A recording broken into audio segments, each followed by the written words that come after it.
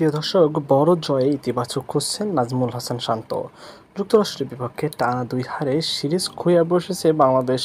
অবশেষে জয়ের দেখা পেয়েছে স্বাগতিকদের বিপক্ষে। ১০৪ রান থামিয়ে সে রান কোনো উইকেট না হারিয়ে টপকে গেছেন নাজমুলরা। ১০ উইকেটের বড় জয় নিয়ে বিশ্বকাপের আবহে প্রবেশ করেছে বাংলাদেশ দল। বড় মঞ্চে লড়াই শুরুর আগে এই জয় বাংলাদেশকে কিছুটা হলেও সাহায্য করবে বলে মনে করেন ক্যাপ্টেন নাজমুল হোসেন শান্ত। আজ সিরিজের শেষ ম্যাচে পুরস্কার বিতরণ মঞ্চে এসে তিনি বলেছেন, ছেলেরা আজ তাদের সামর্থ্য দেখিয়েছে, সবাই তাদের পরিকল্পনা অনুযায়ী খেলেছে। তবে সিরিজ হারের হতাশাও লুকাননি নাজমুল হোসেন শান্ত।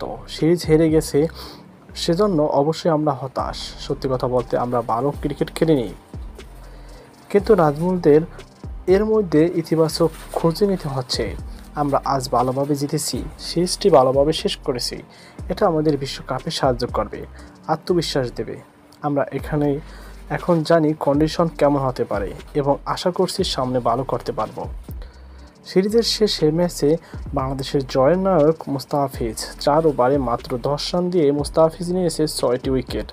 আন্তর্জাতিক টি-20তে এটি বাংলাদেশের সেরা বোলিং ফিগার। ২০১২ সালে আয়ারল্যান্ডের বিপক্ষে ইলিয়াস সানি ১৩ রানে ৫ উইকেট নিয়ে আগে রেকর্ড করেছিল। স্বাভাবিকভাবেই মুস্তাফিজকে পেয়েছেন ম্যাচ সেরার পুরস্কার। ৩ ম্যাচে ১০ উইকেট নেওয়ায় সিরিজ সেরার পুরস্কার পেয়েছেন এই বাঁহাতি পেসার। পুরস্কার নিতে এসে সংক্ষেপে নিজের বোলিং বৈচিত্র্যের কথা বলে গেলেন মুস্তাফিজ। যেভাবে বল করেছি তাতে আমি সন্তুষ্ট।